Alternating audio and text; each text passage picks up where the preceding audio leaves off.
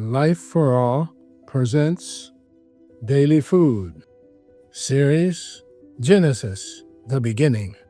Title of Book 5, Being Governed by the Word, by Pedro. Week 3, The Flood. Saturday. Noah releases the raven and the dove. Read with prayer. And he waited yet another 7 days, and again he sent the dove out from the ark. Then the dove came to him in the evening, and behold, a freshly plucked olive leaf was in her mouth. Genesis chapter 8, verses 10 and 11. Let us continue reading Genesis chapter 7. You shall take with you 7 each of every clean animal, a male and his female, 2 each of animals that are unclean, a male and his female, also even 7 each of the birds of the air, male and female, to keep the species alive on the face of all the earth. Verses 2 and 3.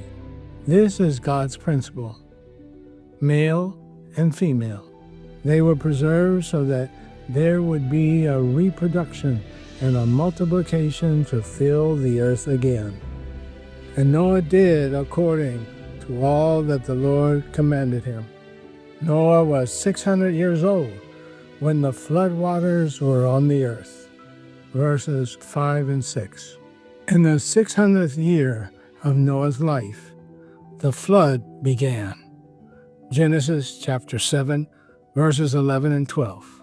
Still, in the 10th verse, it reports that Noah entered the ark 7 days before the flood. And it came to pass, after 7 days, that the waters of the flood were on the earth. Verse 10. The total time Noah spent in the ark was 1 year and 17 days. See diagram.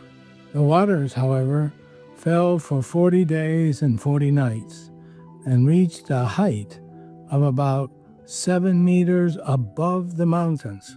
The waters prevailed and greatly increased on the earth, and the ark moved about on the surface of the waters. And the waters prevailed exceedingly on the earth, and all the high hills under the whole heaven were covered. The waters prevailed 15 cubits upward, and the mountains were covered. Verses 18 through 20. Therefore, no breathing creature survived. All died. Verses 21 through 24. The waters prevailed on the earth for 150 days, until the day the ark rested on the mountains of Ararat. Genesis chapter 8, verses 1 through 4. These mountains are higher than all others. Therefore, this matter of resting represents the resurrection of Christ, because after death comes resurrection. Later, the waters receded, and other mountains began to appear. Verse 5. Noah then released a raven. Verse 7. Why a raven? After the flood, the earth was full of corpses, and ravens are animals with necrophagous or scavenging habits. But what does this mean? The sinful nature injected by Satan into man likes death. However, those who serve the Lord need to flee from it. When negative things are spoken, you should not be someone who likes death. You are not like a raven. You are like a dove. Cut off your life friendships that lead you to death, even people in your family who have been contaminated by it. Thank God for the dove. He also sent out from himself a dove to see if the waters had receded from the face of the ground. But the dove found no place for the sole of her feet, and she returned into the ark to him. For the waters were on the face of the whole earth. So He put out his hand and took her, and drew her into the ark to himself. And he waited yet another 7 days. And again he sent the dove out from the ark. Then the dove came to him in the evening, and behold, a freshly plucked olive leaf was in her mouth.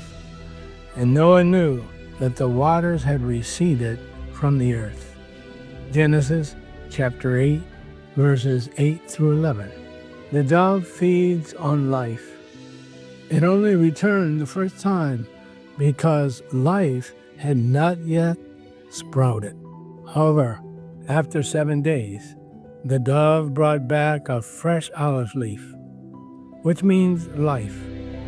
Thus, those who live a healthy church life feed on life, not death. We are like doves. We feed on life. Hallelujah.